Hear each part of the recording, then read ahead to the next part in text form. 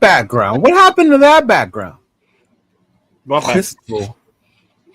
The one we just saw at the end of that video. What happened to that background? Like, for you to have it? Yeah, so we can put it here. Yeah. Oh, yeah. I have it. Oh, send it to me. Yeah. Oh, yes. Yeah. That's the one I was looking for. Look at this guy. Oh no, he didn't. No, he didn't get it. I just. Look at this I'm guy. trying to dress up like the thumbnail. The thumbnail had guys with paper bags on their head. So There was actually a guy at the watch party who put on a paper bag. Yeah. Uh-huh. Mm-hmm. well, I don't blame him. Yeah. You don't blame him. No. hold on. No.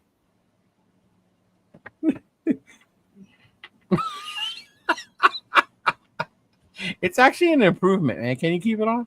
I know. Please. Please. Right? weird. Welcome, everybody, to another week of the Raider Connection. I am one of your hosts, Cheeto Linus. Right? To my left is Jeff. To my right, I'll be Raider 10. And all the way at the end, Jay Raider. Welcome to another one. And yes, of course, it would not be a Raider Connection show with some type of humor from our guy, Raider Jeff. Oh, man. But, man, fellas. Woo!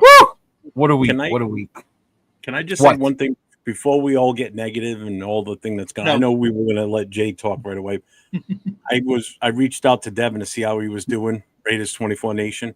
Their daughter Jasmine, she's doing very well. She was born at 6 pounds 1 ounce. She's up to 7'4" now. Oh, that is so awesome.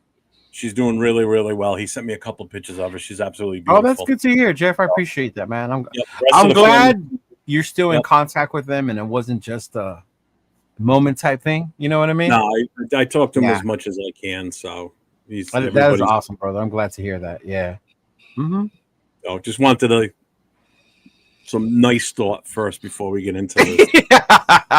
But no, and it's funny you said that. And I don't know, guys, if you guys watched our Black Hole show yesterday, but a lot of it was more about what we do as a nation together than more about what the team is showing on the field. And not so much justifying us getting together, spending money, or still being Raider fans, but kind of like explaining to everyone else that it's more than just them winning, why we're so diehard as we are. I mean, Jay, I don't know if you saw it, but based on what I said, like, how do you feel when you hear like say that it's more than just the W or how the play on the field, being a Raider fan or part of the nation? Yeah, I mean, and at least for me, it just I just want to see a good product on the field. That's it. And going into the season, I knew it wasn't going to be a winning season, but I thought we could see some improvement, and we have not seen that as of yet. It looked good in the beginning, but as of right now, it looks a lot like last year. And I know that word is taboo, but I got to keep it real. I got to keep it 100. We looking like last year, and it gives me stress. It gives me trauma. Trauma, bro. I got trauma. It's just a game, trauma. Okay. I got to make a comment about Jay. Normally when he talks, he's always looking this way, not at the camera. And this is when he's talking from the heart because he stared at the camera the whole time. I changed my angle. That's why. Oh, all right. See, he was like being all serious. I'm like, I'm gonna look at everybody and look at the chat now. And Nate, we still need to get you some phone books. What about what about you, Nathaniel? You were at the watch party. You went out there with me and Mike on the fam. You was out there. So how do you feel like when I talk about like it's more than just them winning and losing when we talk about Raider Nation? Yeah, I mean, I completely agree. I mean, like you said, we kind of tell because we're in the community and we're like, kind of ears to the ground, kind of in it really. So we see everybody's doing, and this year more than really last year, it felt different, like from a fan perspective. Like it felt like this year was going to be different. Everyone was a lot more excited. So everyone is still kind of riding that wave because it's still pretty early in the season. Right. Not a lot of people have fallen off quite yet, I think this past weekend might have lost a lot of people after this past weekend. But yeah, like I said, it felt different this year, and it seemed like a lot of people were getting together more often, and just the initial excitement is what we kind of seen. But like you said, it goes further than that of just excitement. And I talked to a lot of people, especially like in New England, that I met for the first time. Like the reason why they started channels or products and stuff like that is because they want to just be in Raider Nation, like just to be a part of the community, because it's such a big awesome thing, and everybody's been so welcoming and cool. Like it's a really cool thing to be a part of. So that's what I've seen so far, being a part of this, doing all this YouTube and everything, going places and stuff like that. So that's what I love to see. And hopefully, another shitty season doesn't kind of derail that. not only that, but I think this is what your guys' second season doing the YouTube thing, as far as being a fan on this side and seeing the reactions, coming on here, sharing your thoughts. And it's like, so has that changed your perception of the Raider Nation even just a little bit, Jeff? Yeah, I feel more. I feel like I've got more vested in all this. Yeah, because I'm more into it now than I ever was before. Because I have all these different platforms and doing these shows with like you guys and everything. It's and like Nate said, when you meet people for the first time that you've talked to or seen in the chats, like the people that came out from New England and actually putting faces and voices to the actual people. It's a different feeling now. Like I feel honored to be here to do what I'm doing. I feel like I'm more part of everything that's going on within Raider Nation. So it's definitely a different feeling this year versus last year. Last year I was still getting my feet wet with it and all, and now I feel like this is something now. Feel the community more than ever is what I feel. Yeah. How about you, Jay? Yeah, I've actually connected with a lot more people, going into the second season. I met my boy D Menace. Shout out to D Menace, Predator. A lot, Myra a lot of people like that normally I wouldn't meet, content creators. We had met early on, but eventually I got to meet Nate, got to meet the War Room, and everybody at Raider Nation Live. The list goes on. And then it's cool because now it's real. Now it's like you get to meet Raider Jesse. Yes, I got to meet Raider Jesse. I gotta put the whole vlog together. But I got Raider. I met Samoa. I met TJ finally. Like we linked up and Fitz. So everything becomes real. Everything's like okay. Now it's like more than beyond the screen. It kind of transcends, but it's just cool. Just chill. At the end of the day, I'm a fan. That's who I am, and I like to talk, Raider talk, and that's all I do. YouTube. That's all. I don't try to be more than what I am. So I love just connecting with everybody, meeting everybody. Whenever I get the opportunity in real life, for sure. How about you, Nate? You see any difference being on the YouTube world side? You're the younger one too, so yeah. I do, because like obviously when you're just a fan on the outside, you're not really invested into it. Like you can kind of like, especially if the Raiders are having a bad season, you kind of just put it on in the background and like still pay attention to it, but not be like super invested as we are, week in, week out. We have thoughts and analysis and stuff like that. So like Jeff was saying, it means a little bit more to you when what happens in the games and what happens with the players and everything in the organization. So that's a little bit different. But as far as the fans, like I had my first Raider game ever was the Raiders versus Rams game where Baker Mayfield fucking came back and beat us in Thursday Night Football. That was your first Raider game ever? That was my first Raider game. That was my first NFL game ever. So that was like, what a first game. Yeah, I know. That was a welcome to the nation. Exactly. But I think that was either I had just started the channel or I was like barely dabbling with stuff on YouTube and like barely putting stuff out. So like as long as I've been like attending games and kind of being a part of, you know, NFL football, I've been a little bit on here, but you know, in the beginning, everyone was, like I said, some super welcome.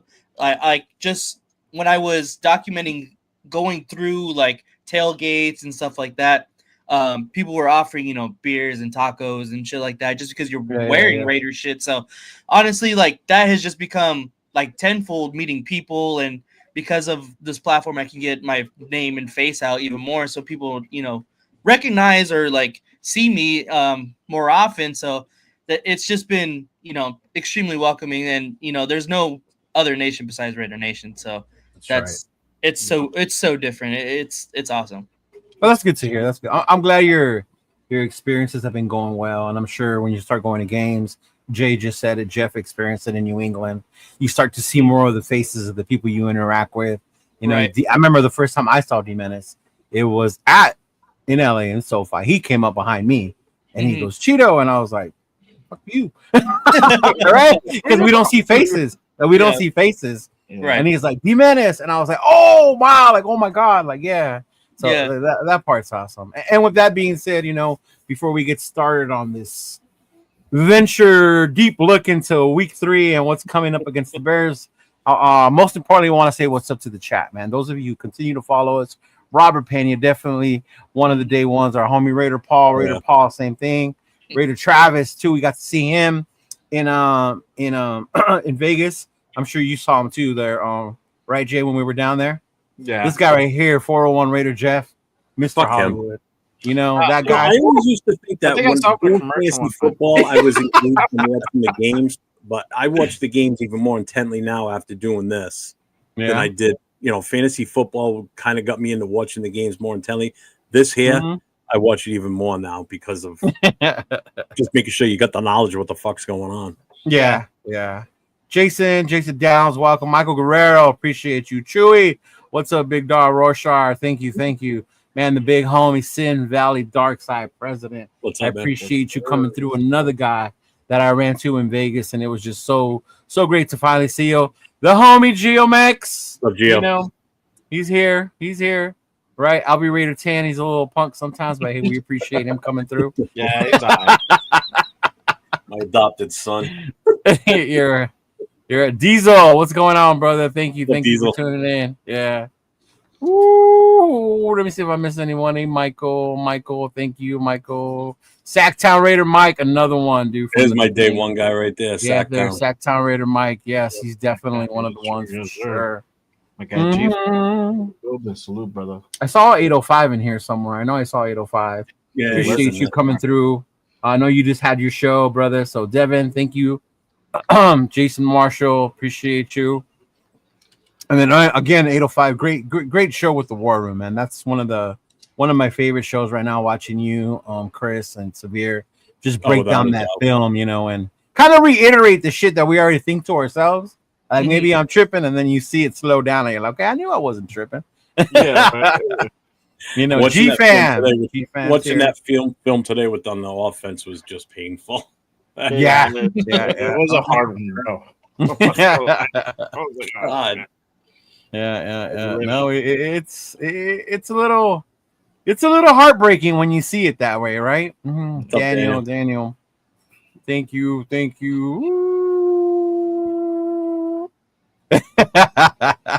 Yeah, I remember my first beer. Yes, sir.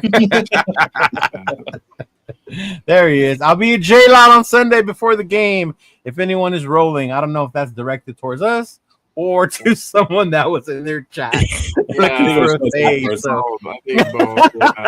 don't think they'll pop in. Yeah. So definitely see that. But I mean, hey,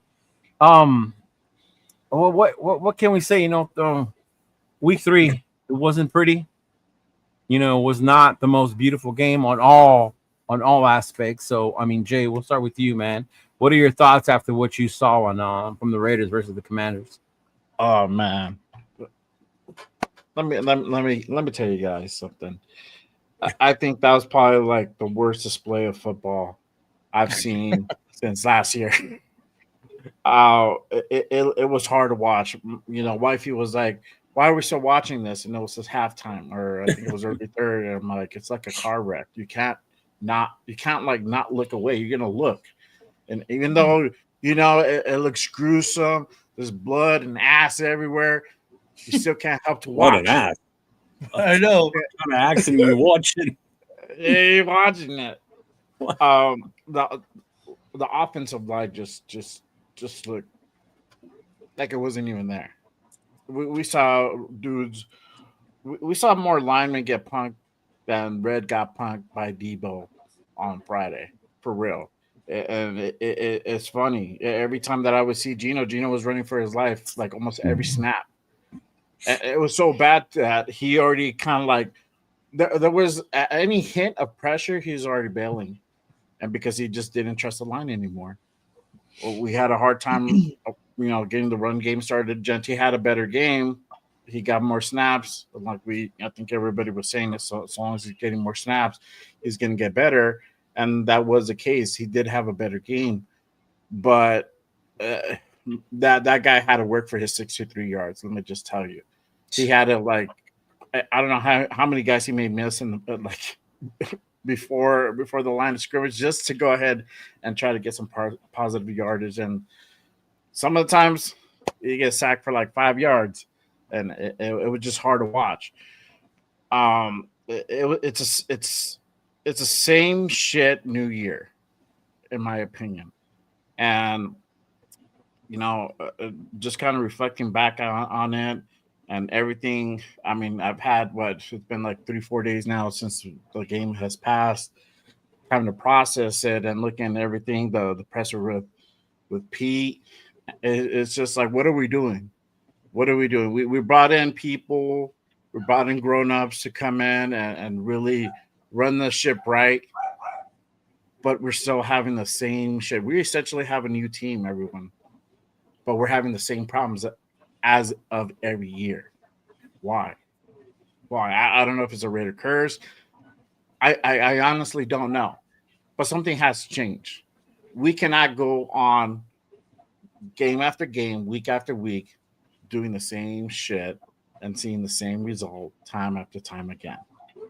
Something has to be done on the O-line, whether it's changing up the scheme because it looks like they can't understand zone blocking. They look lost and confused out there. If that means Max has to go ahead and start getting, he has to start getting started earlier. We can't wait until 5 minutes to the end of the game for him to go ahead and come alive and really, really make his presence felt. That has to start earlier. Defense has to go ahead and step it up. We need to go ahead and do better tackling. This is all fundamental shit that they should automatically do. We shouldn't be talking about missed tackles at this point in the season. We shouldn't, but yet we are. And so I think hopefully this game, as bad as it was, it's a coming of Jesus moment for the Raiders and for Pete Carroll to kind of sit down and just kind of like, hey, what are we doing? What the fuck are we doing? Are we going to go ahead and continue the same path and just go ahead and call it a wash and just work on the new guys that need to get developed and look towards 26? Or are we really going to go ahead and compete? Because at this point, and what we're looking like, we ain't competing for shit. We're competing for right. No, yeah. Hey, I feel you. Valid. What about you, Nathaniel? Yeah, I mean, this Raiders team really shows that football is the quintessential, team sport. It's not all about offense. It's not all about defense because our offense cannot stay on the fucking field, and our defense hasn't been playing terrible. But when you're on the field for what feels like 75% of the game, it's hard to really, play as well or what your expectations are. So it's really tough because when your O-line looks bad, your entire offense looks bad. Like Gino looks bad. He looks like he's holding onto the ball for way too long. He gets sacked early. Like you can't establish a run game. Just like Jay said, Genty had to make people miss in the backfield to even get positive yards. So it's tough. And the biggest question to me that I've been having, it seems like every week, is why are the Raiders coaching staff so stubborn to not want to move around the O line, shuffle around the O line. Obviously, they want to like put in Kappa. For some reason, they just want to keep Kappa in there because I don't know, but I don't know. It's tough because, like I said, it's a team game, and so it really shows that when not all facets of your team are running, it's really detrimental to pieces that are not even on the field.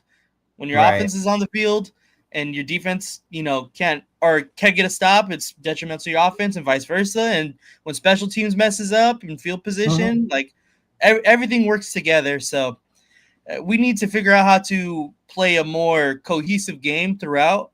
And I think that it's little things that need to be, kind of tightened up. That like we have talked about it. I've talked about it with other people that don't do content. Like what we need to fix the offensive line, and that's the biggest part of our woes right now for the Raiders. So let's do something about it. But the only people that don't want to do something about it seems like it's the Raiders. So that's the biggest question. Gotcha. What about you, big guy? I've been waiting for this all day. So let's call it what it is. On Sunday, Washington, our defense got embarrassed. Our offensive line got embarrassed, straight up bullied. It looked like five guys who just met in the goddamn parking lot before the kickoff and decided, hey, let's go play football today. The Commanders' defensive front, they didn't just win. They just dominated on every snap, it seemed like. Yeah, there was some good moments, but very far and few between. Geno Smith was running for his life back there. The pocket collapsed instantly. Genty, as fast as he was getting the ball in his hands, there was a defender in his face for the most part. The defenders were in his lap as soon as he took that second step. In the worst part, there were no adjustments made at halftime. It was the same shit in the second half that was in the first half. There was no fight, no pride, just the same missed assignments, same free rushes coming in every goddamn time, same soft play all game long. The play calls were horrible. That wasn't Raider football. That was just pathetic. And now we turn to Chicago on Sunday, and you better believe the Bears defense, man, they're drooling right now waiting to get a hold of this offensive line. Montez Sweat and those edge rushers are just drooling of thinking about teeing off on Geno Smith and stuffing Genty. If this line doesn't show up and some pride and some damn attitude, it's just going to be another freaking massacre. It's going to be the same shit that we just saw on Sunday. This is the turning point right here. Either the line answers the call, opens up lanes for Genty. You got to give Geno Smith a fighting chance back there, and some are saying, well, he's holding the ball for too long and everything. Nobody's getting open for him to even throw the ball. All right. Well, it's yesterday. Yeah. It's like the offensive line just turnstiles at an amusement park. Just come on in. Go for it. There you go. No charge. Just come in. Yeah, the quarterback's right there. Go get him. Yeah. It's just I've never seen such horrible offensive line play for this team in the 40, 50 years that I've been watching this team. This was probably one of the worst displays of football. I swear to God, it was absolutely this was worse than that preseason game against Seattle week 1. Oh, that's preseason too. Yeah. This was that bad. Yeah. And the fact that they're still saying, oh, we got a competition going on for right guard. What about competition on the left side? No fucking gem on the left side. Are you freaking shitting me? Right. I've been waiting for this all day. I actually wrote down little clips and little things I wanted to say, and I think I put them together pretty beautifully just now. That's my feeling on what I saw. Defense was not much better, to be honest with you. After watching 805 and Chris and Severe in the film breakdown, it was evident. Even the defense wasn't that great either. No. Again, the kicking was great. Special teams on the coverage was horrible. It's just what the fuck? God damn it! No, you all make great points, and just to touch on some of them, Nate, I think you hit it right with one of them. Is a team sport, and no ifs, ands, or buts about it. We got our ass kicked on all 3 levels. 4, if you include the coaching, right? 4, if you include the coaching. Special teams got our asses kicked. Offensively, there was no rhythm. There was nothing to it. Yeah, Tucker got 3 touchdowns. 2 of those were in garbage time. I don't give a fuck about that unless you chose them in fantasy, right? Yep. And then the other part, the defense. The defense. Oh, they were on the field forever. First half, they gave up 170 plus yards rushing. They weren't on the field that much. That was just the first it half. was over like that. You know? So, I mean, there's so many things to look at. And then I add the fourth one is the coaching. Right? And I take it back to before the season even started, Jeff. And some of us had questions whether Pete Carroll would be able to get the job done. I know there was issues about if we ever brought up his age, why you guys got to bring up his age. It has nothing to do with it. But now I think we're starting to see what some people were worried about. You know, we knew that this roster wasn't as talented, what they inherited. We thought because it was Pete Carroll, because Patrick Graham came back, because we had Chip Kelly, they were going to able to fix things up, right? And then even to what Jay was saying, changes need to happen. But then it goes, what change? All right, a lot of us, I think most of us here are yelling for JPJ, right? Yelling for JPJ, whether if it's at center, at guard, or whatever. We just want him on the field to bring that attitude that Jeff was talking about, right? That's the other one. And then our offense has just become too predictable. Way too predictable. Oh, yeah. And with reason, because these guys can't block. They're having a hard time understanding, you know, who to block, where to move. Receivers having a hard time to getting open. Gino running for his life. Jency getting the ball, 5 yards behind the line of scrimmage, having to make people miss just to get back to the line of scrimmage. So the whole thing just looks so bad. Into all that, we need to forget that the Commanders are not the punks people thought they were because they're Washington, right? This is a legit team that made the conference championship last year. Yep. Yeah, even though they didn't have Jaden, they were still the Commanders. Deron Payne, animal. Animal, and it showed. It showed. If you watch the War Room's breakdown of the film, you'll understand how they tried to neutralize them. Right? But to no success. But to your guys' point about changes and change needs to happen. I'm curious, what do you think, Jay? We'll start with you. What do you think is the change that needs to happen? What is it you would like to see the change to be at this point? Well, like I was saying earlier, there definitely has to be a change. I know everybody's calling for JPJ to be at center. We fucking heard Pete's ass earlier. He's like, fuck no, we're not doing that. Legit. Not in those words, but might as well say those words. Right. Not even the left guard either. Yeah. So with that being said, and I knew that wasn't going to happen because for whatever reason, whatever is going on, we heard our guy Lincoln Kennedy say it's a technique thing and all that. If it's that or if it's a personal thing, it might be a combination of both. Who knows? Whatever, right? The point being, we're not going to see JPJ back at center, which sucks. So definitely the move has to be at right guard. Now, we know Dylan Parma's trash. I said it on my post game. I said it on Monday. That dude is just out there fucking lost. Literally, I don't know who said it. It's like looking at butterflies over there. That dude's over there. Like, I was zoned out. I don't know what the fuck is going on. Definitely got to take him out. If they're really high on cap, because you're not going to find anybody in free agent for one. Okay, so the notion of trying to find somebody out in the free agent market, it's slim pickings, and what's out there is just it's not good, and they're out there for a reason. So the answer is going to be internally. Unfortunately, you're going to have to shuffle guys around. This is where you take out Parham. You can test it if they're really keen on Kappa and they really want to go ahead and get their money's worth. Put him to left. He's played left before. The unfortunate part with Glaze, we're stuck with them. Who else are you going to put in there? Fourth side? That guy's even worse. Terrible. Have you guys seen tape on him? Terrible. Might as well not even have a right tackle at that point. So whatever issues with Glaze, he's just gonna have to work it out. They're gonna have to work with him. every fucking day until he gets that position down, not pat, but at least there's some improvement. Um, and that's all really you can do. You can't do a whole lot. My thing is that you're just not getting the zone blocking concept. We tried this last year with Getsy. Just looked, it looks the same.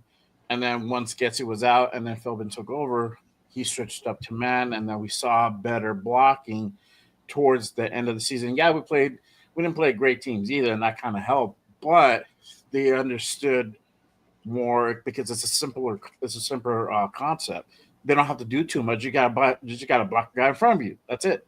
With zone, you have to go ahead and push a guy off, try to pick up this other guy, and there's a lot of thinking. You have to be really fast on your feet and your mind. And if you're new to the game, it's going to be a hard time. And I mean, JPJ second year, DJ Glaze second year, Colton's been here for a minute. I think Meredith is in his third year, so he's still kind of new. So outside of Colton, they're pretty fresh. They don't have a lot of experience. So it might be time to go ahead and change up to a different type of scheme and find something that actually works. Brendan Carroll, I don't know. Whatever he's doing is just not working. And this might be a situation where you might have to go ahead and put that dude back. See, he's not going to get fired. He's not. Let's just keep it a bean. He's not. It's Pete's son. He's not going to fire his own kid. He's just not. So this is a situation where, like, hey, you know what? Philbin might need to go ahead and take the reins. You just might need to go ahead and be there for support and help them out, whatever way they want to spin it, and see if that starts working. And Chip needs to really kind of get his head out of his ass and really start paying attention to the play calls he makes. Sometimes the play calls are not there. They're not. Sometimes there's situations where, like, 3rd and 1, 2nd and 1, we don't have Genty there, or 4th and 1, we don't have Genty in. 1 fucking yard. Genty could get 1 yard. Can he though? With his O-line? I would trust rather Genty than Zamir White would be on the 3rd downs. Yes. This is, I'm like, all right, fuck it, just get the yard. We're gonna line up. We're gonna line up Mike, or we're gonna line up Brock there. We'll put somebody there for you. And we've seen it happen. I mean, that's how he got his first touchdown. He literally lined up Brock almost at fullback, and he was. Yeah, but that was New England. That was New England. Yeah. But certain situations, you need your best guy out there, and we're just not doing that. So something has to change. Chip has to get more involved. P has to stop putting so much stress, and I think that's the issue.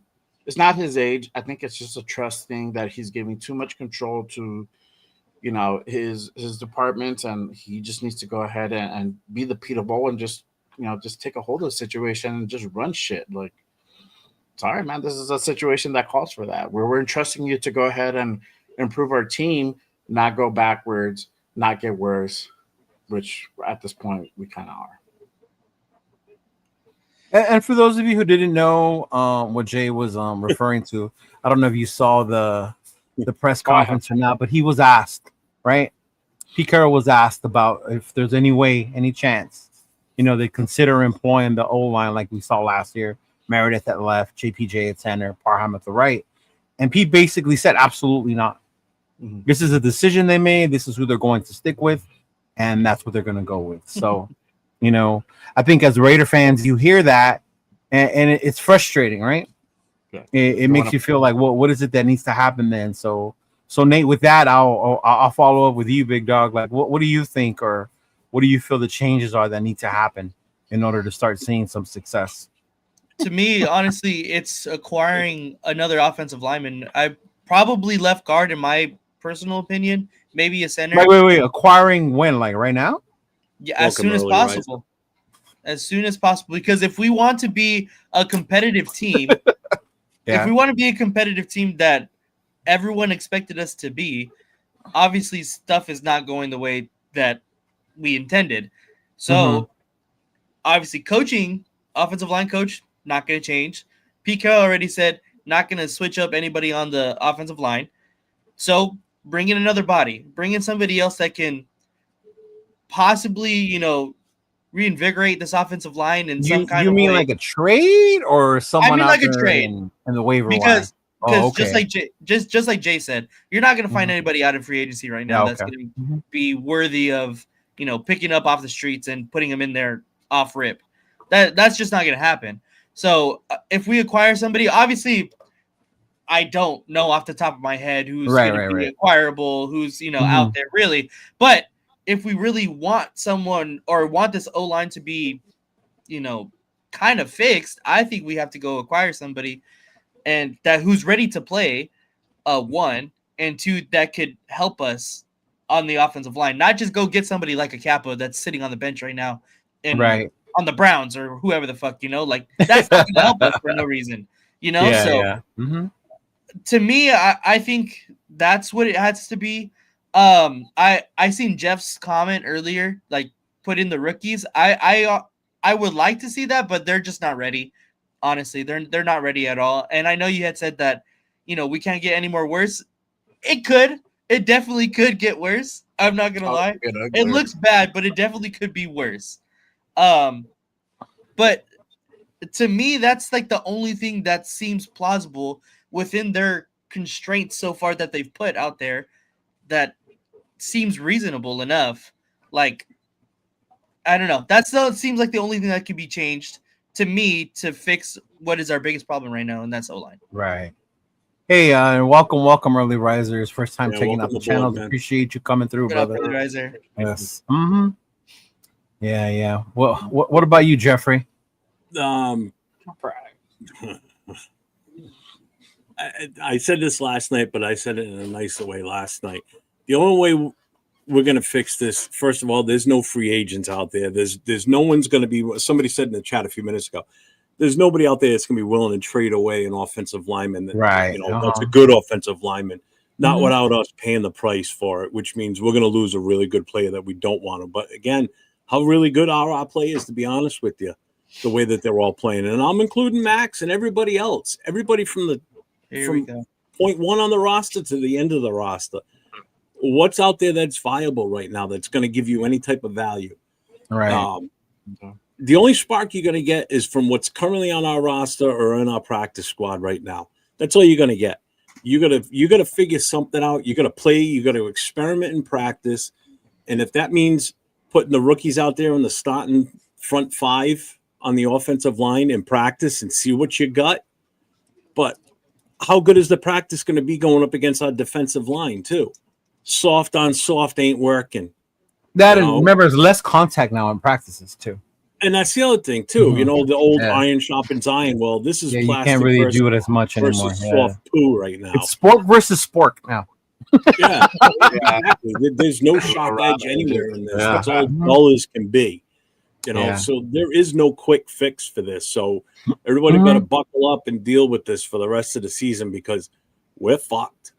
Unless somebody for some reason just comes out of nowhere that's available, which I highly doubt, we're stuck with what we got. I think when you look at that, maybe teams that are, they're tanking, but they're not, like the Dolphins, a lot of players are going to be moved out of that team by the trade deadline, right? Right now, maybe Atlanta, who knows with the way things are going over there, right? But yeah, to everyone, to people in the comment section, we're saying it too. Teams don't just trade good linemen like that, right? And if they do, you're going to pay extra value for someone like that to come to your team. Yeah. But Rebel, thank you. I'm so glad you're here and that you said this because it's one of those scenarios that if they only knew then what they know now, they probably would have went about it a different way. But like Pete Carroll says, we have what we have and we got to develop it. Fuck that. Us as Raider fans knew this about the offensive line. That's why those of us who didn't want to draft Genty weren't saying it because he sucked, because we knew our O-line was Swiss cheese. Now, if us as fans knew this, how did they not know this? Are you really trying to tell me that if they knew now what they did, really? Like what about it spoke that, we're going to be fine about that, right? All four of us up here questioned it. We all hoped that the O-line was going to be able to get it together and make this work, right? Because with the weapons we added with Gino, we were hoping it was going to work.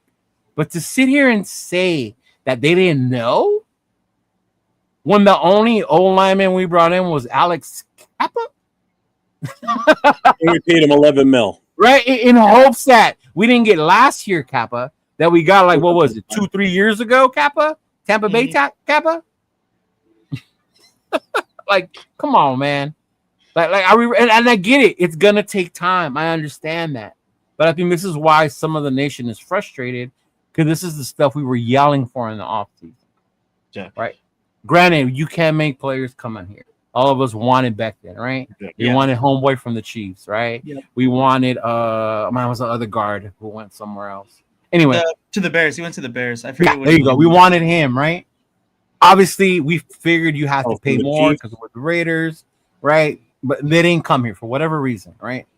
But the fact that you probably could have done more, I think, in my eyes, we drafted Genty. There were O linemen in the second round. Why wait till the third? And that's why when it got to us at number 6, that's why when it got to us at number 6, I seriously thought that maybe there's some hope that they're going to do something and not right. Mm-hmm. And they didn't. And that's why I got so mad during the draft. We were live, and I just took my hat off and threw it across the room. Sitting right here, I just whipped the hat off and threw it, and I just sat here just in dismay. I was like, what the hell are we doing? Because we're going to kill this kid. Right. This kid's career is going to be cut short because we just cannot put an offensive line together. And we had the chance. Not only that, is Gino, how much longer can Gino last? He's 37. He's taking a beating. 5 sacks Sunday. He got sacked 5 freaking times, threw 0 interceptions, which was one of the things I wanted to see, was 0 interceptions. He got lucky on a couple of them. Yeah. But 5 sacked 5 times. 5 fucking times. Mm-hmm. Von Miller got one on him. And Von Miller is how old now? Doesn't practice at all during the week because they know what they got with Von Miller. Just put him out there, gain time. Like a hungry pin bag and let him go. Yeah, just put him out there on third down. Put him out there. Yeah, that's it. Deron Payne out there shaking these dudes off like, damn flies, get off of me. Like, and you called it earlier about the predictability. We're predictable when we go into a pass play because Zamir comes out on the field. Zamir's out there. So it's like, well, we know they're probably not going to run with him because he sucks at running back. So hey, guess what? They're going to pass. And what happens? What up, Kev? Welcome. Yeah. But I think that's the frustrating part. And I don't know, maybe I'm biased because I'm a Notre Dame fan, so Pete Carroll's not always been my biggest. The only time I ever liked Pete was when the Seahawks with Marshawn and company. And that's because I like Marshawn and that defense. But, man, you're the head coach. Yeah. What I saw on that film, these guys weren't ready to play. You got outcoached by your buddy, right? Yeah. You got outcoached by his former. Like, come on, man. And I get we're rebuilding. We don't have the, what do they call it? Like, we don't have the X's and O's, bro. We have P's and Q's out there, right? Yeah. I think the hardest shit our team put on somebody was when we knocked fucking Dan Quinn on his ass. Yeah, he called him Danny. That's what he was. He called him Danny. That was Mariota, bro. That wasn't even us. Yeah. Yeah. He did take a shot, though. He did go down. Laid out. Right? Yeah, man. It's frustrating as fans when you hear things like that. Well, I guess my thing, maybe because we talked about it in the beginning, that's why I brought it up. We do the YouTube side. Jeff said ever since he's done it, he watches the game more in detail. I do my events. I go out. I come back and I rewatch the game for that very reason. I don't want to come up here looking like a dumbass, right? They're like I didn't not knowing what we're talking about. But it's crazy when I think like at the end of the day, and I'm glad Pete took credit for it. Like put it on me. I didn't get these guys prepared. I got to do something different to get these guys ready. Well, what else is he supposed to say? I mean, he could have taken like that guy's fault. Put it on that guy, right? Like this dude wasn't ready. This guy wasn't ready. Chip's not calling what I want him to run. Remember when AP said up there, "I want to run the ball," basically saying these motherfuckers aren't listening to me. He could have took that route. Yeah. Hi, Dawn. Everyone say hi to Dawn. Hi, Dawn. Hi, Dawn. I was like, I don't want the same shit as last year. Right. He wants to do something and Chip is like, no, we ain't doing that shit. But even like blame the coaches that signed off. It goes beyond the coaches. Spy tech, right? Where's this influence from TB12? We're supposed to. I was just gonna say that. Not for nothing. Why is he not sitting there saying, "Hey, this offensive line is shit, but let's do something about it"? I mean, Right. he saw what was out. I mean, we put the same 5 guys we put 4 of the same guys out there on that line this year. Yeah. Okay. One is absolutely horrible this year. I don't know what the hell happened to Glaze. He's in a wicked sophomore slump. And JPJ is just not even existent out there. He doesn't even exist on the field. You know? It's like, Jesus Christ. Hey, shout out to Myra being a member for 2 months, but we are traumatized from Leatherwood. And that's the other part too with the nation when it comes to picking people at certain positions, right? If we take another lineman that high, remember Leatherwood, right? Yeah. We take a DB because I wanted Will Johnson, right? Well, remember Arnett, remember this, and I'm like, oh my god, we we are traumatized, you know, when it comes to that. Jay, you are right. We do carry trauma. You know how I'm traumatized? I know that I'm now one more season away from closer to death before I see them win anything. Like this season's probably already a wash at this point. I know it's only week 3, but I don't see us getting much better than what we are right now. I really don't.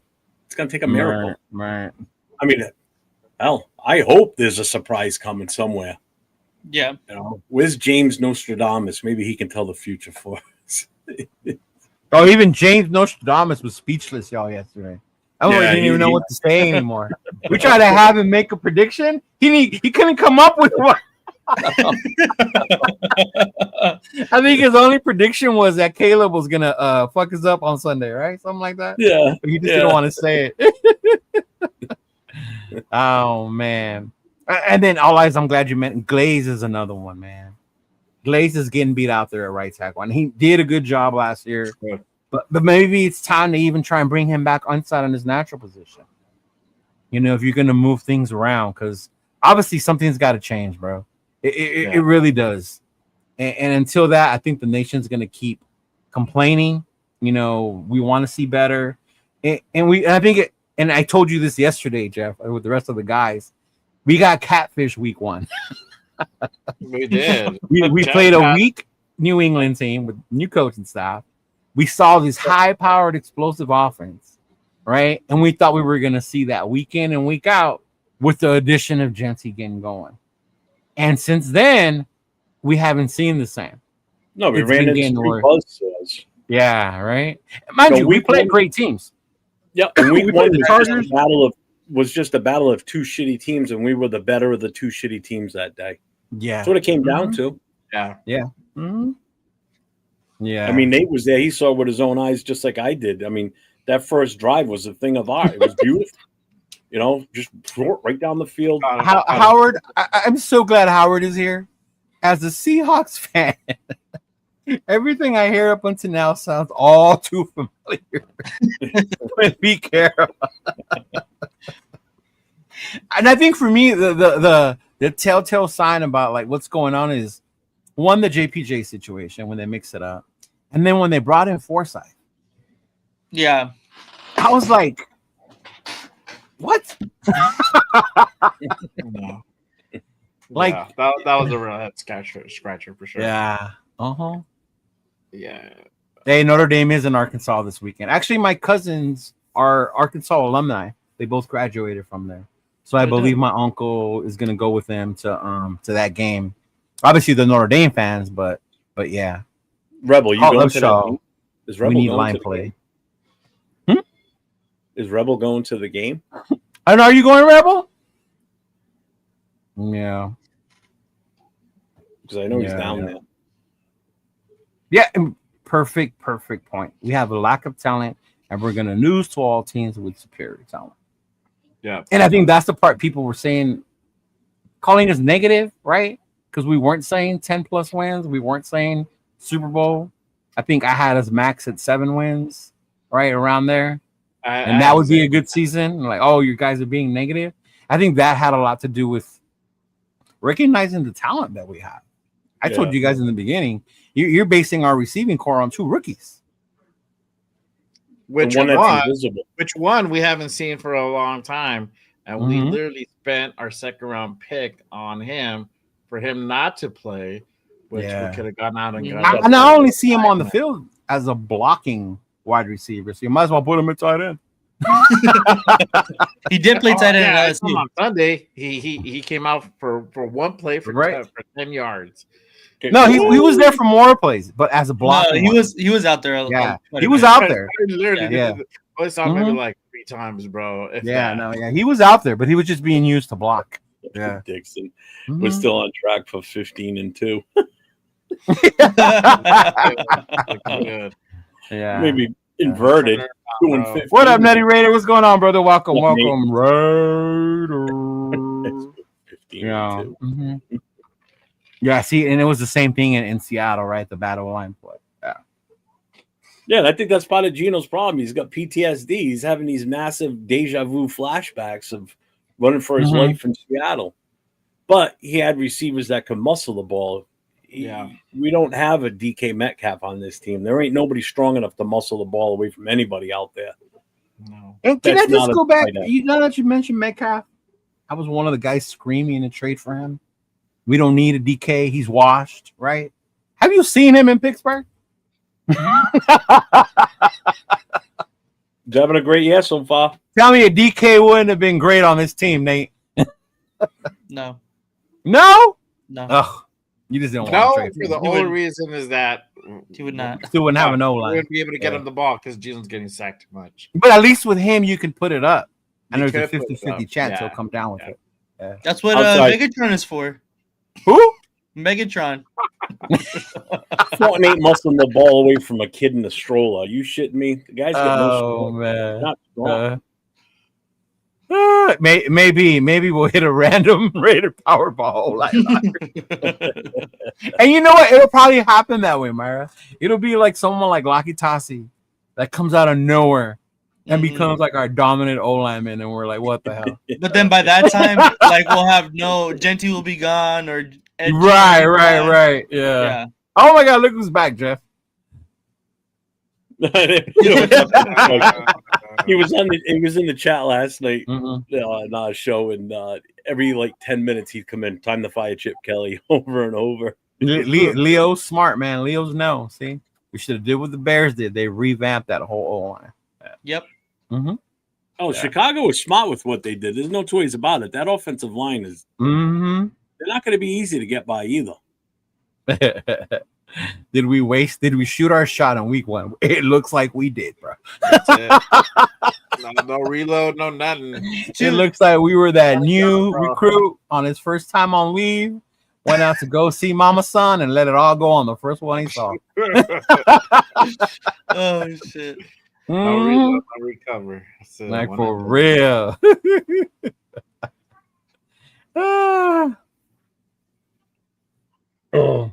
Bro, you're a grown-ass man. If you need 4 days to adjust to a 3-hour time change, what the fuck are you doing? You're a professional.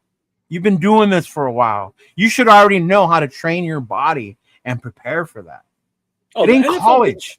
I'll tell you what, though, the NFL didn't do us any favors with the schedule. No, but at the same time, that's not kind of fucked us early here. That's not the reason why we got our ass kicked. No, it's not. Yeah. It's not. Yeah. But again, we went East Coast back to Vegas on a Monday night, then short week back out to the East Coast, where the Redskins played on a Thursday night, had extended time off so they could really get time to game plan for us. So yeah, they had a little bit of an advantage over us. They had more days to rest. Yeah, that's not the only. They have more talented players. Yeah, they didn't have their quarterback either. Facts, dude. Right. We should. In no world should we have let Marcus Mariota do that. I love Marcus Mariota. I'm a USC fan. I love Marcus Mariota though. I like Mariota too. But he was one of my favorite players in Oregon. Yeah. But there is no way he should have done that at his age. Over there, like there's just no way. Right. Yeah, and Tana's right. We still got 2 more East Coast trips. I mean, Indy's not really the East Coast, but it's far enough. And we still got Philly yet too. Yeah, but Philly's not till December. It doesn't matter. It's still an East Coast trip. It's still a long distance. But this is what I mean. To me, that's just not an excuse. That's not an excuse. We're not the only ones who do that, bro. Yeah. I understand that. The Chargers are the most traveled team this year. Buffalo plays one game outside of their time zone. So they're playing East Coast time zone except for one game. So their entire season is, granted, I know that they're in the AFC East, so yeah, they're going to New England, New York, and Miami. But they only play one other game outside of the East Coast time zone. So that's right. Tell me that's not good for them. You know? Now, to me, I'd rather this is more of a big issue than the time difference. We use our second round pick on a receiver who's not even playing. Yeah, and it's like Alex Kappa, free agency. We ain't doing nothing. None. Right? Mm-hmm. He said, plus we have daylight saving time. Yes, we do have chilly. And it hurts to say it, but it's true. I keep telling you guys over and over, that's Noah's thing right now. He's like, Uncle, we just suck. Paper bag says we suck. Yeah. We suck, but we can potentially be decent. We have to. We can what? We have to make. We so. suck, but I think we can become decent. We have the ability. We have to make some changes though to become decent. But it's not changes you can make within this roster that make us decent, I think. Yeah, because as the coaches say, certain players aren't ready yet. Remember when we did the preseason shows, right? I was telling all of us, we're basing our success on a lot of what ifs. What if the O-line gets it together? What if the rookie receivers break out the way we want them to? Right? What if the linebackers pan out? Thank the Lord, the linebackers have panned out a little bit. Right? Yeah, because God knows our defensive line's not. Right. What if our D-line looks back like the KC game with Max and Kuntz? Kuntz has been invisible too. He really has. At this point, I'm not even mad at James for bringing up the Micah trade. I wish we would have did that shit. I think he would have handicapped us for sure. I mean, he would have handicapped us, but at least we'd have some fucking fire on that. Yeah, on that D-line, I get you. Yeah. Yeah. Uh-huh. I mean, because I was with you, I was rational. I'm trying to understand. Yeah. Obviously, Micah Parsons would be fire. Like, I wouldn't be I would be upset, but not like upset. You know what I mean? But yeah. But I was gonna say, like, to be fair as well, like, if we look back to preseason, looking at our schedule, most people didn't have us winning these two games either way. It's just the way that we've lost them so far. Great point. Is why we're so up in arms. Why we're so upset about it. Exactly. This week against a team where we should most likely beat. We should be. I think we have better coaching staff.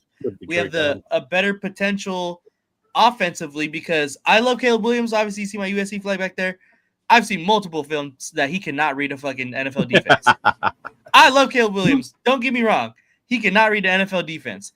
Patrick Graham has been up for multiple NFL head coaching jobs. He's supposed to be one of the better defensive play callers out there in the NFL.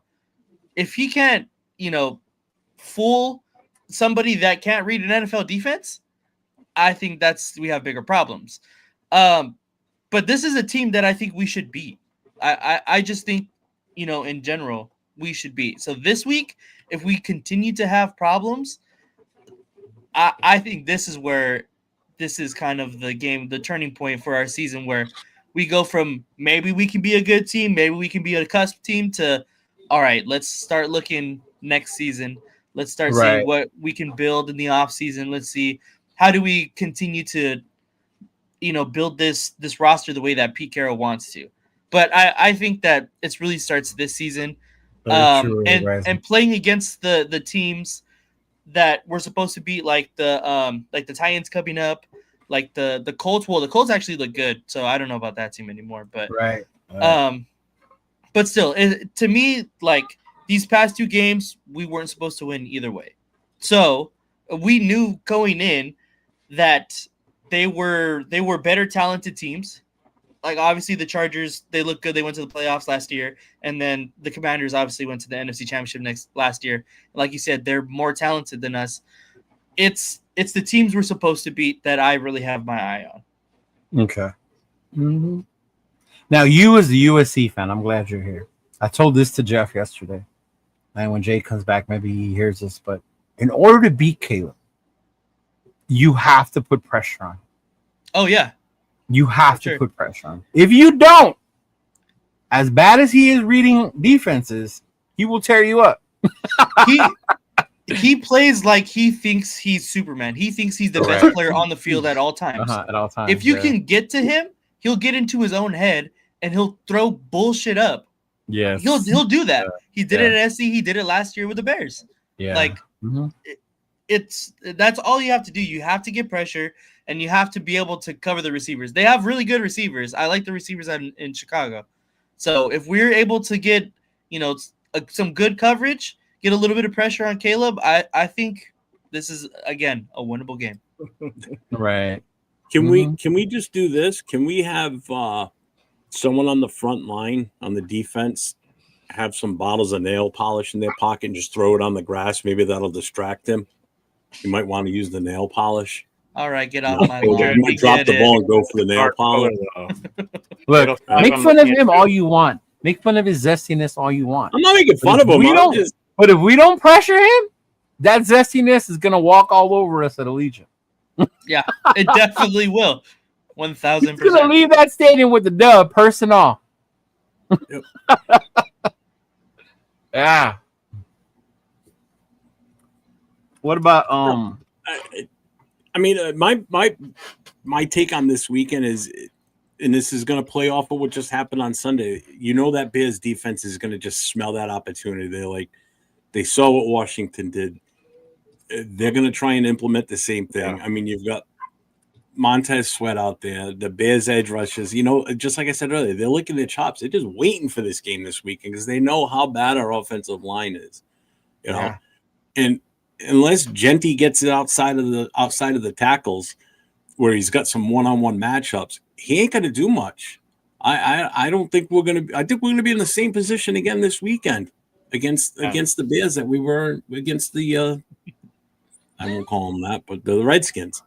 It's not going to be a good game. I'm sorry, it sucks to say this, but I'm just putting the reality to this that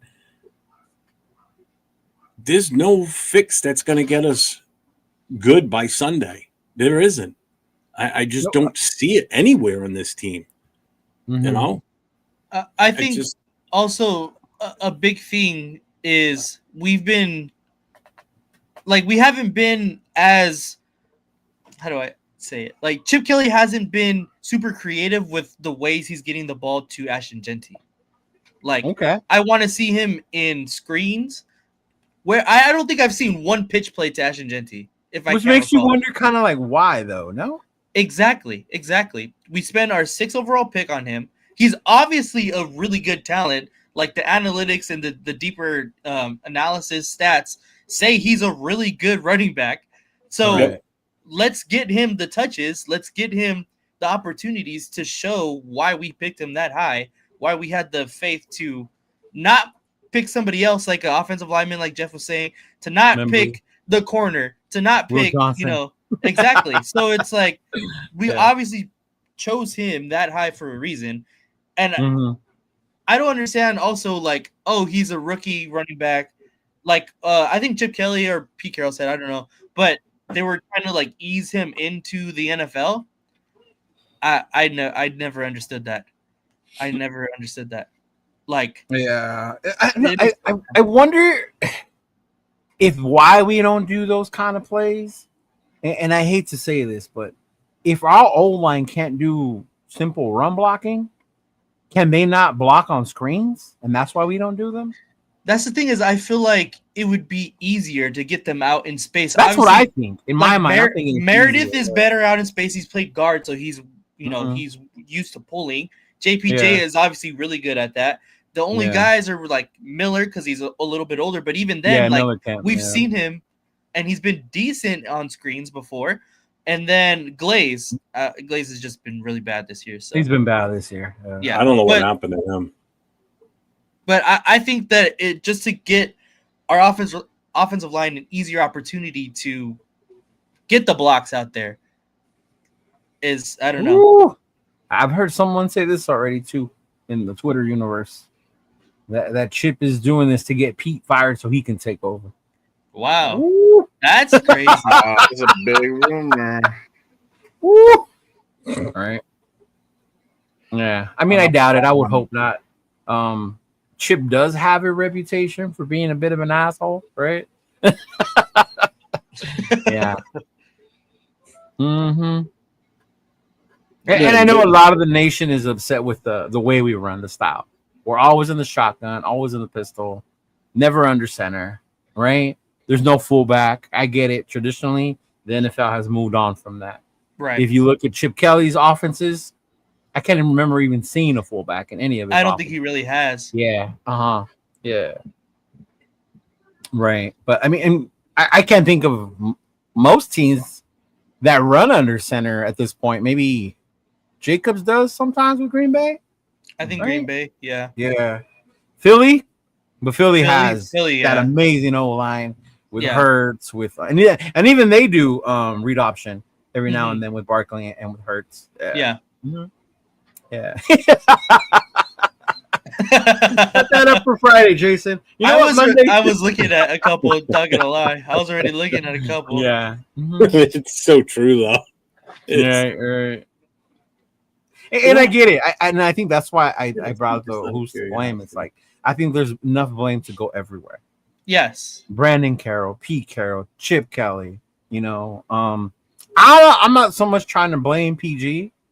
My thing with Mariota was like I think they weren't ready for the read option as much as we saw it. Yeah. And you saw Washington was like we come in like old school Oregon type offense, right? For real.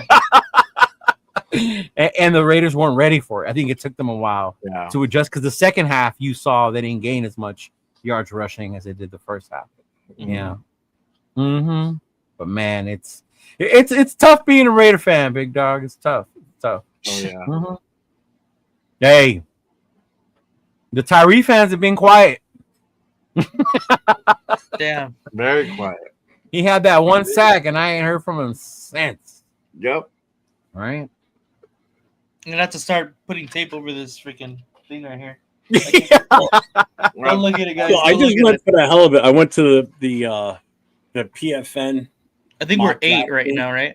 Yeah, we're number 8. Yeah. What? We're number 8 on the draft order. Yeah.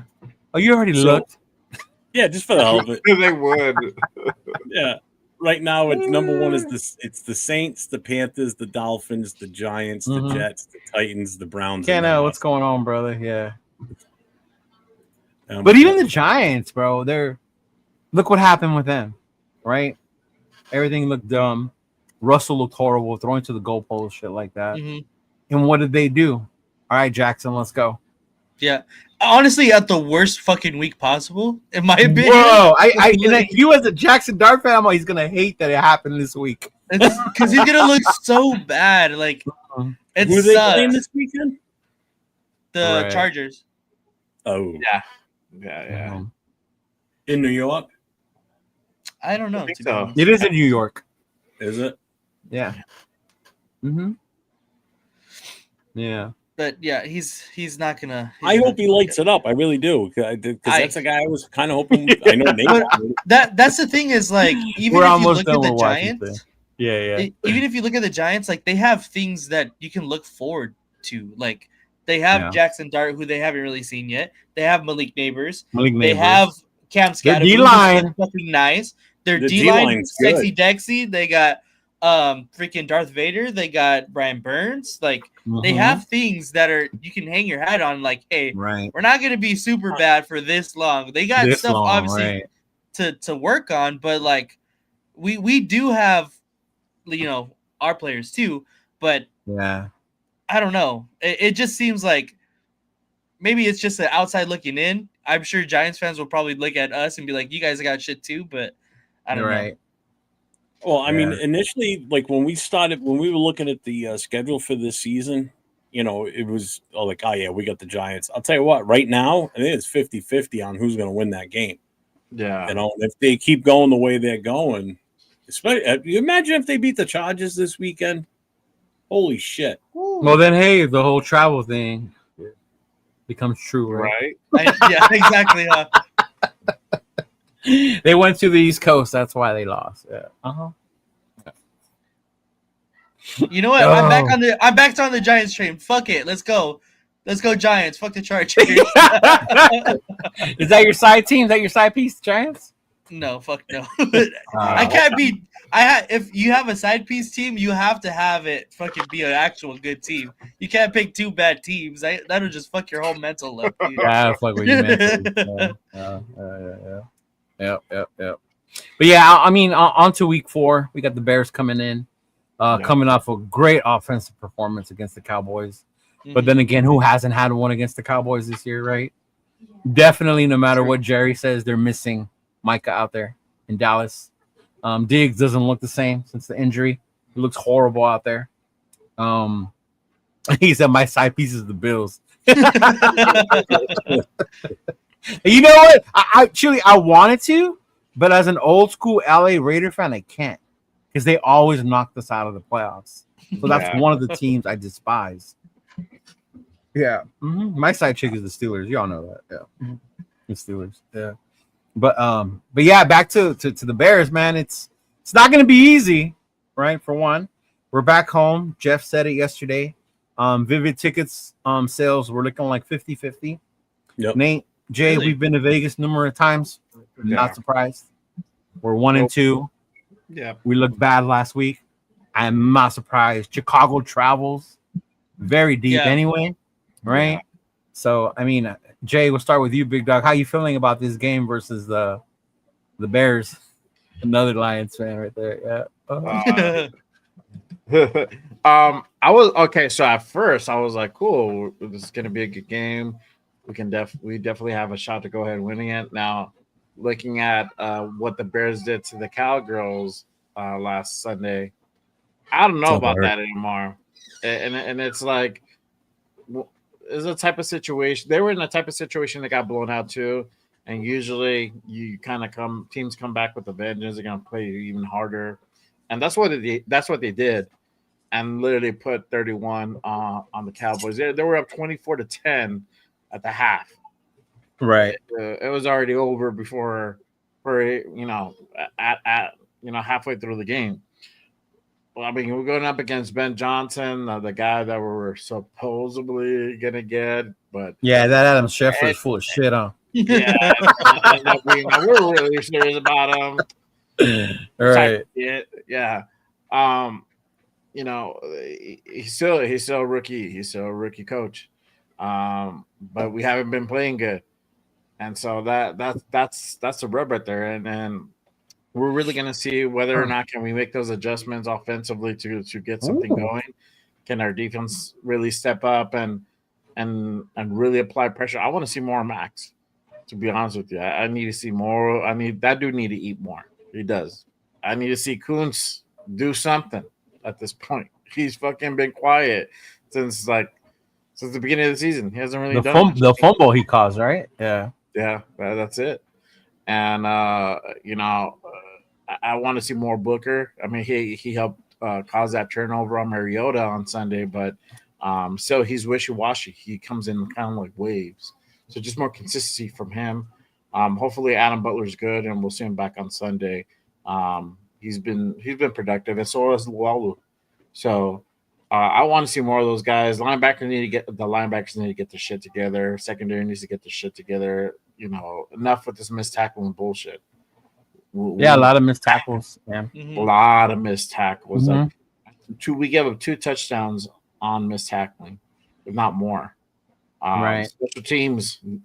I don't know if it was just a bad day at the office or what, but special teams need to get coaching, not being prepared, man. Not being prepared, yeah. So I don't know because of the short week, but I don't think that's what it was. But I think that Charger loss was a big blow, and it was for the team. And I think they didn't expect to have that type of performance, and they kind of fucked up that week.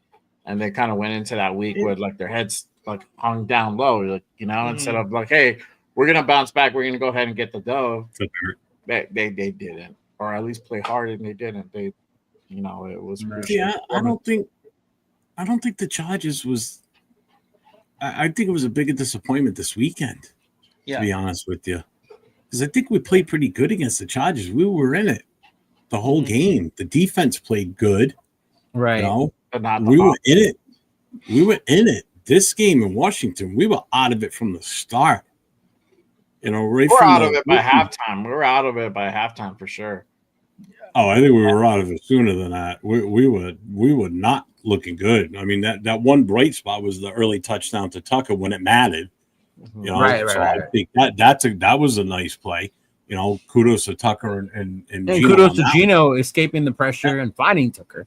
Yeah, but the other two touchdowns towards the end of the game, I mean, they weren't putting much pressure on us like they were early on in the game because they knew they had it under control. Yeah, there were garbage time at that point. But I don't think the Chargers game was that bad. This right. I'm not talking about performance wise. I'm talking about morale wise.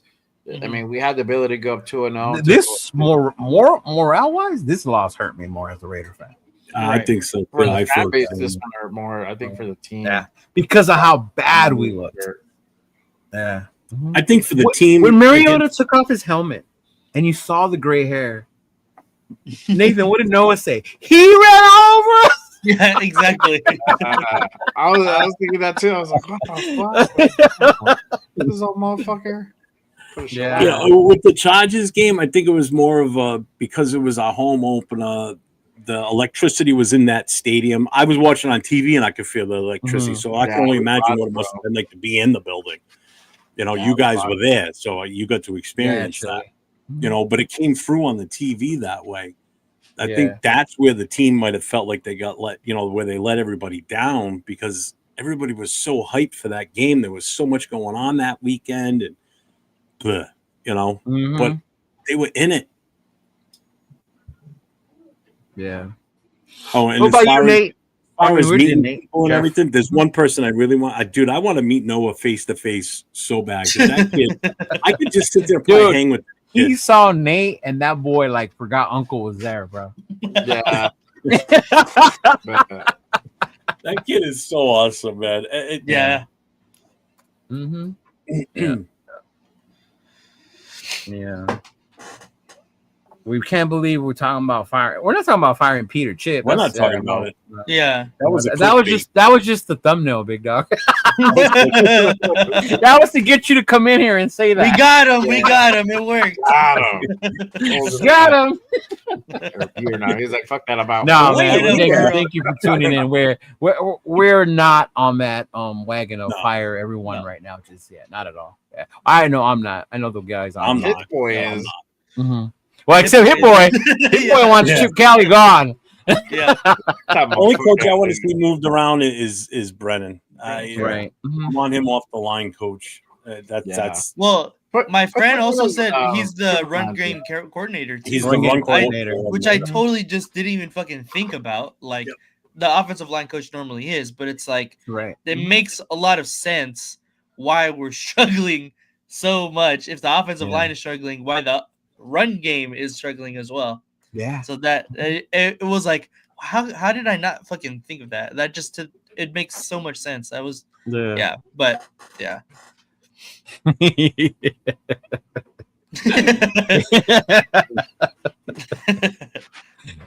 We've learned along the way. But yeah, man, I don't think the Bears are going to be a cakewalk. With our team, you don't know. No. I think if we come prepared, come aggressively, I think our defense can make the difference. Right? Get after Caleb. I mean, and Nate will know this. Our USC Notre Dame rivalry goes deep, man. Caleb diced us up the first time we played him. Yeah. I remember seeing that game and yelling I was there. Raiders need to draft this kid. This kid's insane, right? He was like Mahomes. And then the following year, teams caught on. Yeah. And they realized after that bowl game, if you pressure him, you get to him. Mm-hmm. And then the following year, Notre Dame pressured him. I think we caused 2-3 interceptions. 3 interceptions, yeah. Yeah, 3. Yeah. So you definitely can get to him, cause that pressure. And the other thing is, when those moments come up, create the turnover. Yeah. I think 2 weeks in a row now we're talking about Yep. almost interceptions that could have gone to the house. Mm-hmm. Yeah. Right? You talk about momentum, that play in momentum, boom. That'll switch it back. Yeah.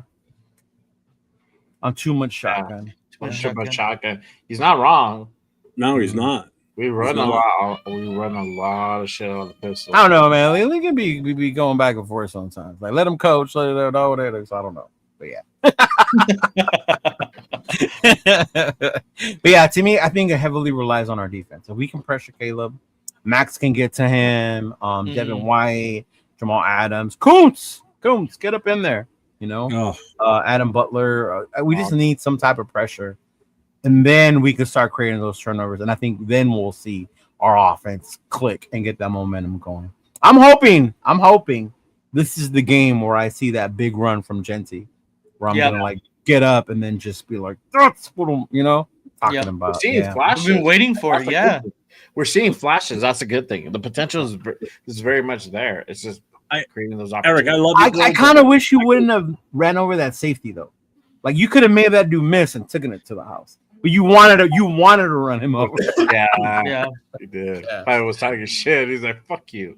Eric, I love you, bro, but I gotta disagree with that because he only threw for like 207 yards. It was the ground game that killed us. The running game just destroyed us.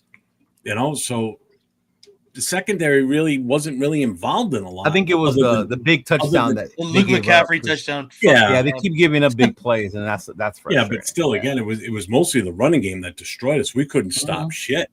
Yeah. Again, our leading tacklers were the linebackers in the secondary because they were making it to the second and third level. Once our D line was getting blown up. Yeah, getting lit up. Mm-hmm. Getting lit up like a Christmas tree. I mean, you just look at the stats for their running game. Nichols, 78 yards. Mariota, 40 yards. Rodriguez, 39. Krosky, 26. Debo, 18. Everybody was in double digits. Us, 63, 19, 5, 4, and 2. I mean, unbelievable.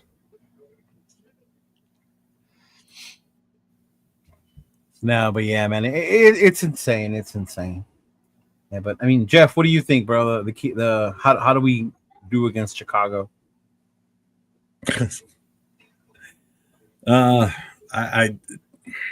I think we're going to be almost in the same boat as we just were this past weekend. I think their front line on their defense is just going to eat us up. They have what? Sweat? Yeah. Who else they have? I'm not sure. I don't know off the top of my head. They have some good players. Defense. Yeah. They have some good players. I know they revamped their offensive line. I know that much. Yeah. Mm-hmm. Oh, God, and they have a very great weapon in Odunze. And DJ Moore. DJ Moore. Yeah. And they got a good head coach, too. Offensive-minded head coach, and he did what he needed to do. He got a line to protect Caleb. Plain and simple. Yeah. That offensive line was Swiss cheese. Their offensive line last year was probably a little bit better than what we have. They're probably a little bit better than what we have right now. Do you think we have the worst offensive line right now in the NFL? Oh, without a doubt. Yeah. It's close. It's close. Bottom. Yeah. Yeah.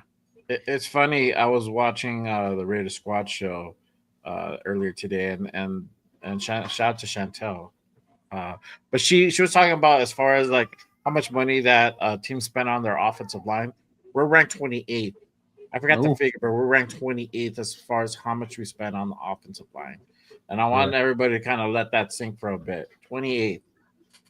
Basically, it's 32 teams. So we shouldn't be surprised because we kept saying, go get someone. Yeah. And then they got Capo, and we were like, not him. There was a lot of opportunities to get offensive line. Not him. There. Like, what the fuck? Like, Jesus. Bears fan here. Hey, appreciate you tuning in. Our run defense sucks.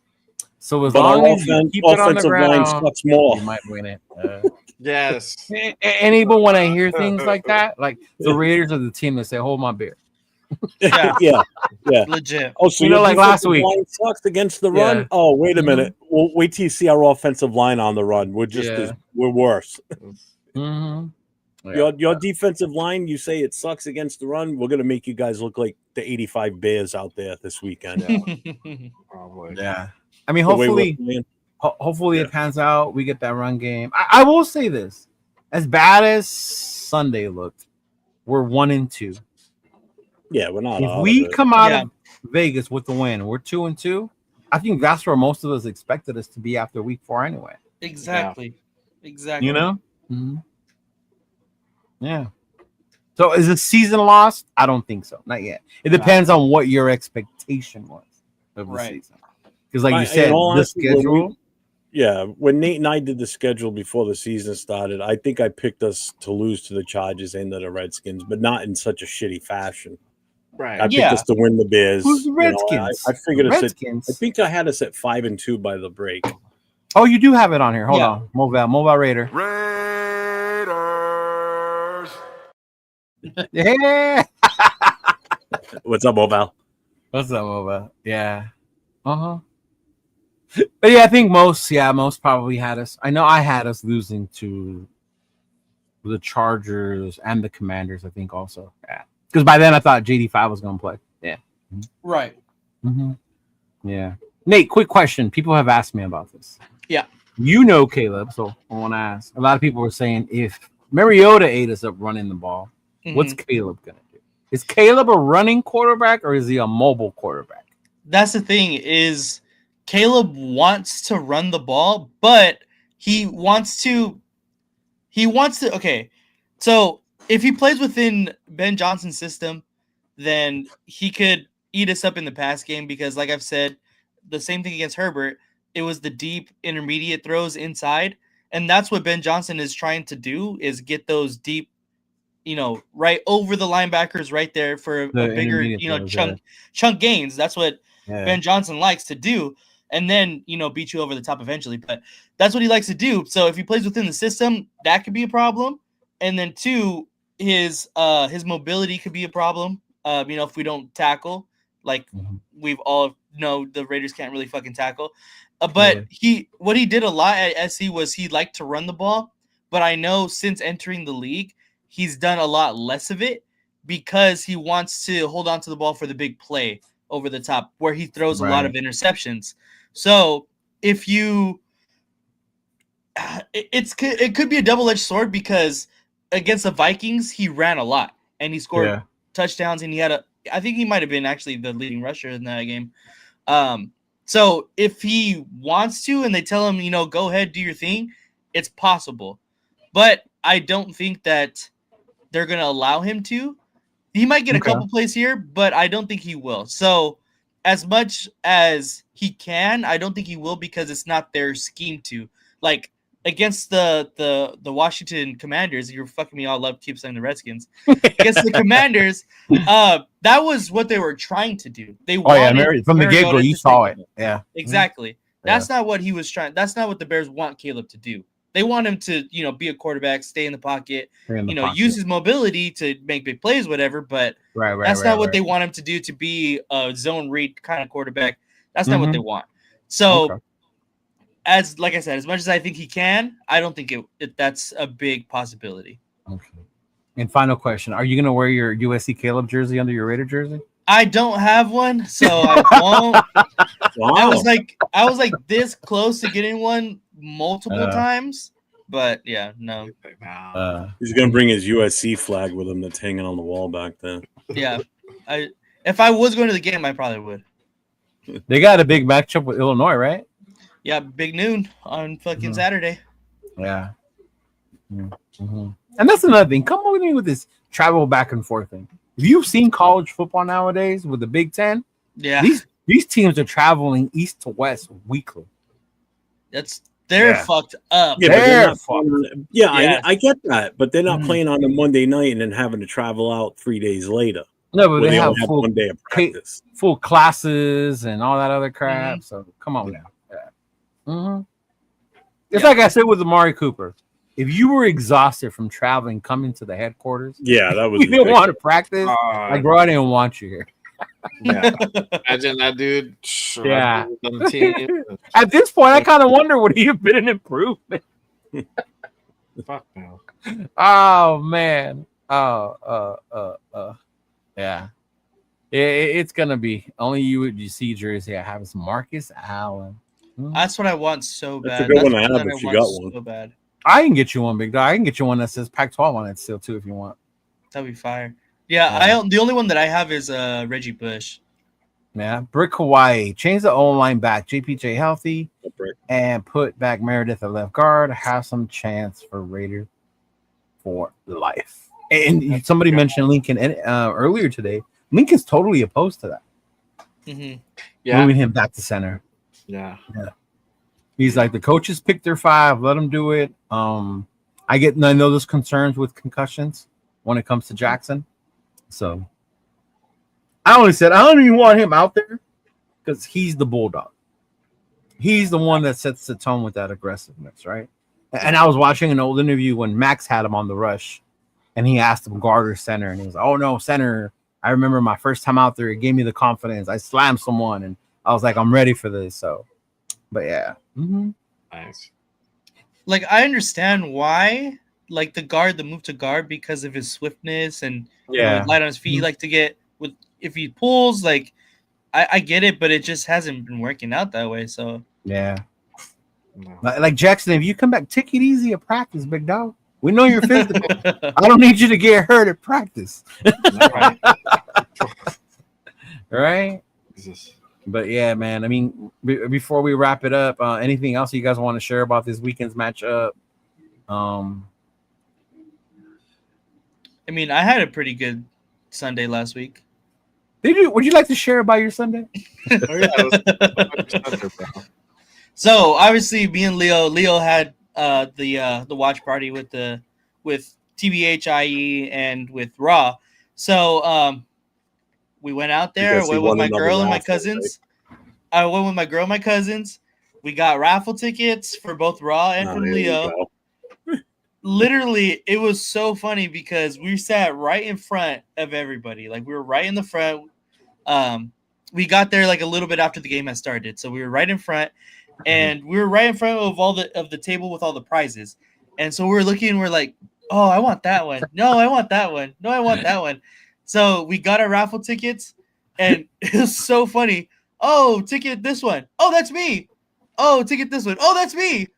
Like, literally, me, my girlfriend, my 2 cousins, we all won multiple things. Not just one. We all won multiple things. The funniest part was they were having people, like, if they won, to pick another ticket. My cousin won. He picked another ticket. He picked his own ticket. So he walked back to back. I believe So that. we walked out with a ton of Raw stuff and a ton of Raider stuff. So yeah, you did. It was dope. So, it was really dope. So let's do the rundown on how lucky you are at raffles. So at Bakersfield, you win a jersey. Didn't you go win a jersey? I won the Aiden O'Connell jersey that's still right here. You won the jersey. Yeah.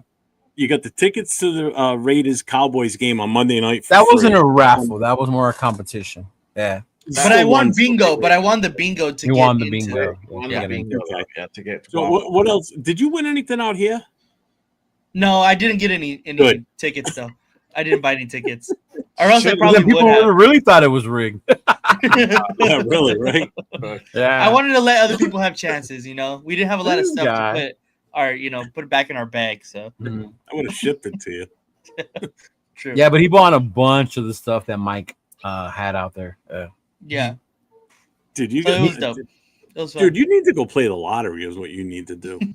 For some reason, it's only raffles that I'm. Did you buy raffle tickets for our raffle for the? Yeah, we did. We were like 2 numbers off twice. Okay. Yeah, we were 2 numbers off twice, but yeah, because we gave away an autographed Lincoln Kennedy football and an autographed Jeremy Chin jersey. Yeah. Mm-hmm. Yeah. Now you got to be blacklisted for regular raffles. Yeah. Mm-hmm. Speaking of Bakersfield, shout out to Lorenzo Raider Crusaders. They already announced the LA takeover. That's So gonna there be is going to fun. be an alley takeover, Hollywood Mhm. Park. Buy your tickets, Eventbrite. Go look it up Yep. again, alley takeover. So you could definitely start getting your tickets for that, and that's going to be fire, bro. That's going to be Yeah. fire. Hell yeah. You guys are That for the Chargers game. Yeah. No, Yeah. for the Raider game here in LA. Yeah, exactly. yeah. That's No, what I we mean. don't say that here in LA. We don't call it the Charger game. It's the Raider game in LA. Okay, I get it. He's like, huh? Oh, I didn't know when you said, because you mentioned Bakersfield. I thought you were talking about the event for next year or something. No, it's the same guy who runs it though. Yeah. So he does one here in Hollywood Park. Got it. Yeah.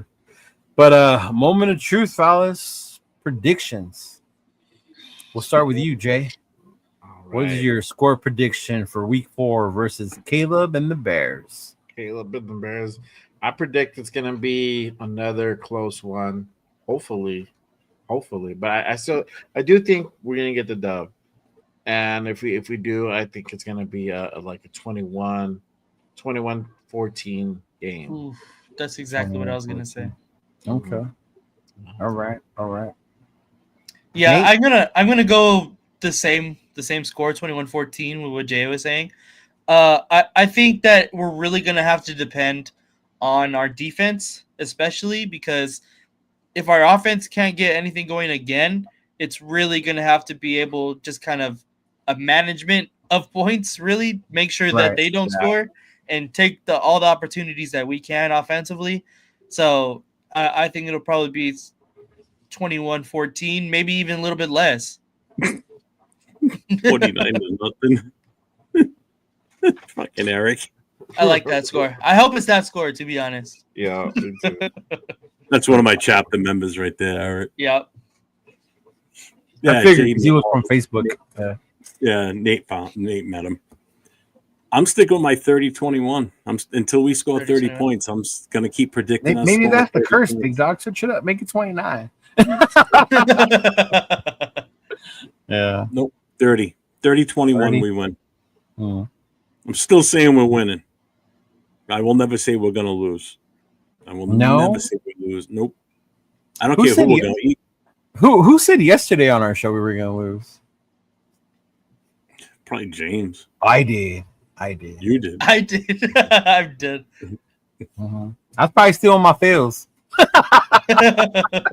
Yesterday I said we were going to lose 21-17. Yeah. Its boy said me. Yeah, me, right? Honestly, I think it's a very winnable game. But to Nate's point, it's going to rely on the defense. Like, this is the game I want to see Max get 2-3 sacks. One sack, create a turnover. Those pressures cause a turnover, cause an interception. Things like that. Kuntz, I need to see Kuntz get after it.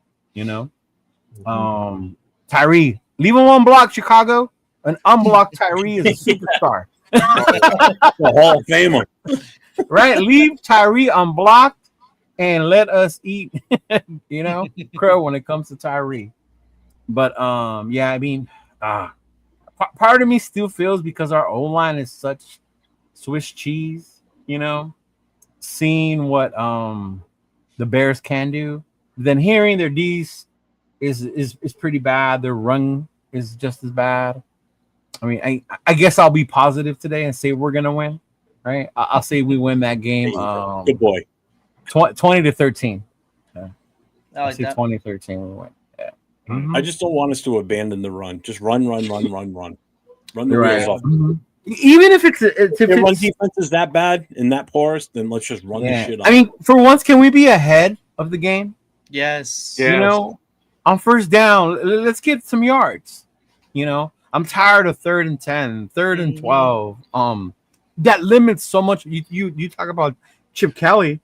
We were ahead in. There's only so much you can do when it's 3rd and long like that, man. Right? Like, what do you expect Chip to do at that point? What's he supposed to call? Like, I gotta play for 3rd and 27. Yeah, exactly. And penalties on top of that. Fucking penalties that have killed us too. Yeah. To get those 3rd and fucking 15s and shit. Like, no, you gotta fucking, and it's offensive line again too. For the most part, it's always our offensive line that do shit. Damn, Hit Boy said 24-3.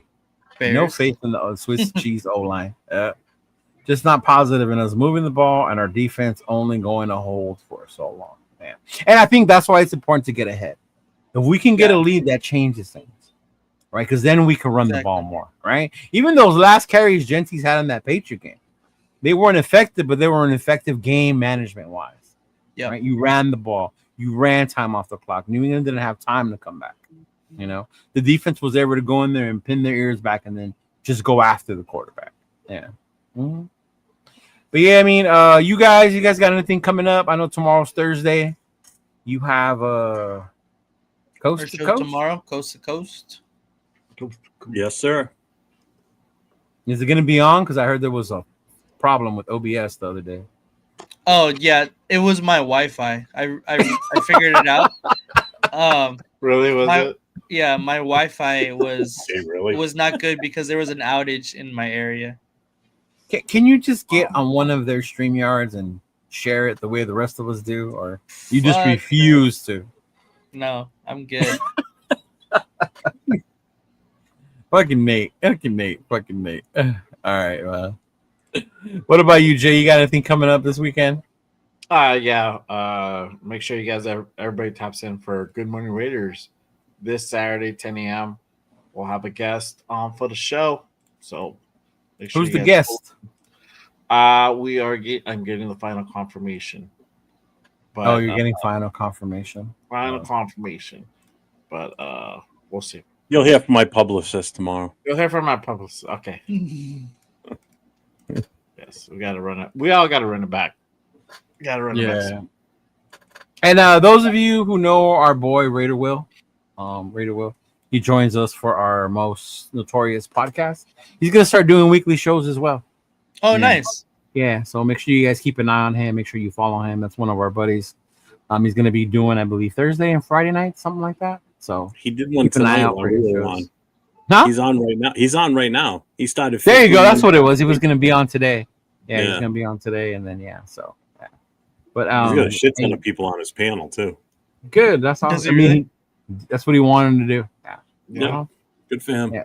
So good. Make sure you guys give our boy Will a follow as well. Yeah. The only thing I have going on too is obviously the Friday night thing that we do with Chris Ferreras and myself, and anybody that wants to pull on up. We'll drop the link a few minutes after we start, as usual, on Friday nights. So last week was supposed to be a short one, but then Gravy got on, and we just got into really talking ball. We were on for 6.5 hours. So we were getting ready to get off in 2.5 hours, and then Gravy popped in, and it just we just had a good convo going, and it just kept going. So, but we'll be back on Friday night also. So. All right. Anything else, fellas? Nathan, you still doing the gaming? Not during the season. No, not during the season. But I will on Friday have a preview for the what's it your called? Preview videos. Oh, that's right. Yep. Mm-hmm. Preview. Yeah. Post game reaction show. Forgot about that. During the post game Sunday. So make sure you guys pull up. There you go. 30 minutes after the game.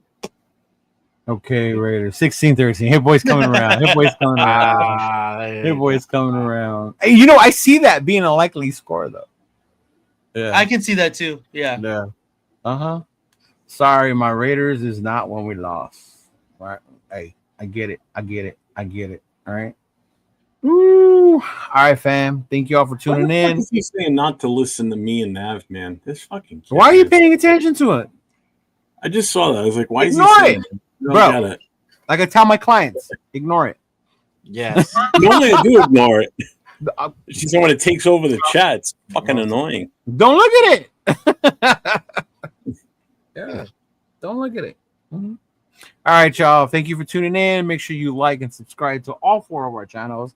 We will be back next Wednesday. Hopefully, very happy, very enthusiastic. Yes. Without a trash bag over our heads, right? Yes.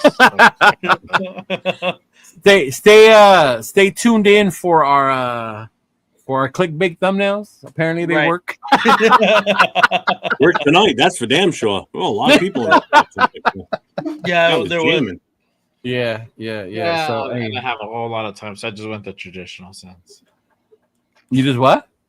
I didn't have a whole lot of time today, so I had to do the traditional one. Yeah. Y'all want Pete gone? Nah, man, we don't.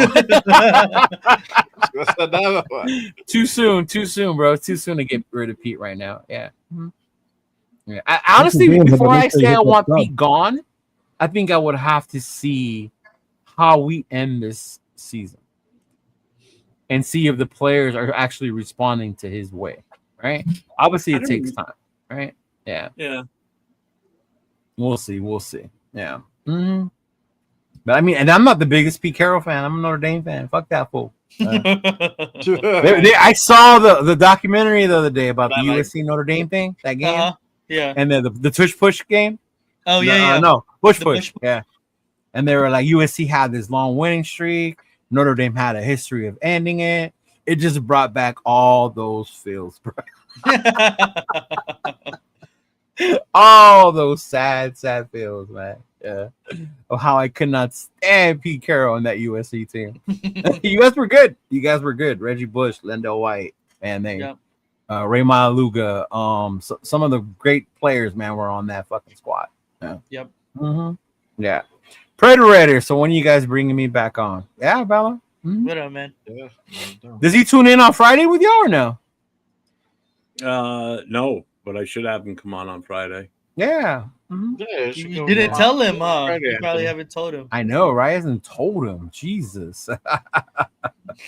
Should know. All right, fellas. Peace out. Y'all have a good one. I'll talk to you this week. Hopefully, I'll see y'all this weekend. Nate, hopefully you come through this weekend as well. It was great having you guys there.